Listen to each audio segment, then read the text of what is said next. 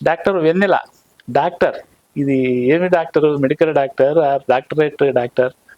I'm doctorate from Osmania university. Okay. Business management నుంచి నేను పట్టాపుచ్చుకున్నాను.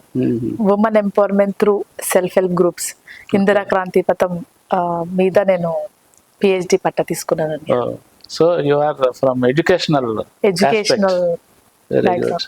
వెన్నెల, ఈ వెన్నెల అనే పదం మనకు తెలుసు. వెన్నెల అంటే చల్లనిది, ప్రశాంతమైనది. మరి గద్దర్ గారేమో మనకు తెలుసు ప్రజాయుద్ధ నౌక, రణ నినాదం, ఆయన నాదమే ఒక ఇది. మరి దానికన్నా దీనికి ఎట్లా మీకు అసలు ఆ పేరు ఎట్లా పెట్టారు అనేది నాకు ఇప్పటికీ కూడా. జనరల్లీ ఏంటంటే చాలా ప్రశాంతంగా కూల్గా ఉన్న వాళ్ళే చాలా వైలెంట్ కూడా ఉంటారండి. ఇంకా తనేంటంటే హీజ్ ఎ హ్యూమనిస్ట్. తను ప్రకృతి ప్రేమికుడు, ప్రకృతిని చాలా ఇష్టపడేవాళ్ళు, సమాజాన్ని చాలా ఇష్టపడేవాళ్ళు, మనుషుల్ని చాలా ఇష్టపడేవాళ్ళు, ఈ ప్రపంచాన్ని, భూమిని, ఈ భూగోళాన్ని చాలా ఇష్టపడేవాళ్ళు. సో తన ప్రకృతికి చాలా క్లోజ్, జీవనానికి చాలా క్లోజ్. అంటే మట్టిలో పుట్టి పెరిగిన వ్యక్తి కాబట్టి, సో ప్రకృతిలో బాగా పెరిగిన వ్యక్తి కాబట్టి తన పిల్లల పేరు సూర్యుడు, చంద్రుడు, వెన్నెల అని పెట్టారండి. అదే సూర్యుడు కూడా పెట్టారు కాబట్టి కాంపెన్సేట్ అయింది యాక్చువల్లీ. అంటే సూర్యుడు, చంద్రుడు, వెన్నెల. వెన్నెల, ఓకే. ఆయన గజ్జి కట్టి వేదిక మీద ఆడుతుంటే అదొక రకంగా ఉంటుంది అనుకోండి. కానీ ఆయన వాస్తవానికి ఏంటంటే స్వతసిద్ధంగా మానవతావాది. అవును. ఇప్పుడు మీరు చెప్పిన లక్షణాలన్నీ కూడా ఆయన పాటల్లో కూడా ప్రతిధ్వనించేవి.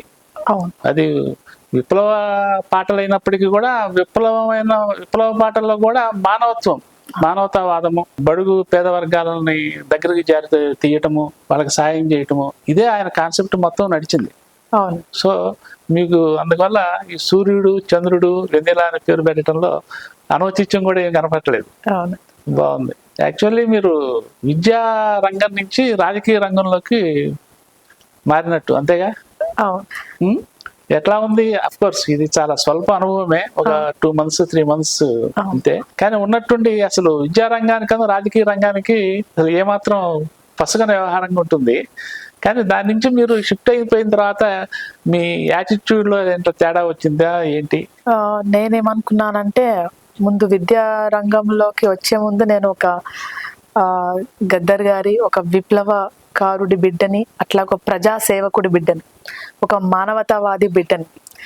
సో తనతోనున్న కొద్ది సమయంలో మేము ప్రజలతో ఉండడము, ప్రజల సేవ చేయడము, ప్రజల సమస్యలు, వాళ్ళు ఎలా సమస్యలు ఎదుర్కొంటున్నారు, వాళ్ళ సమస్యలని ఎలా తీర్చుకోవాలి, సమస్యలు ఎందుకు చేయబడతలేవు, పరిష్కారానికి మార్గాలు ఏంటి అనేది మేము ఆ ప్రజా జీవితంలోనే ఉన్నాం. సో ఆ ప్రజా జీవితం నిన్నటి వారికి ఒక నెల వారికి మేము వెనకాల ఉన్నాము, నాన్నతో పాటు ఉన్నాము.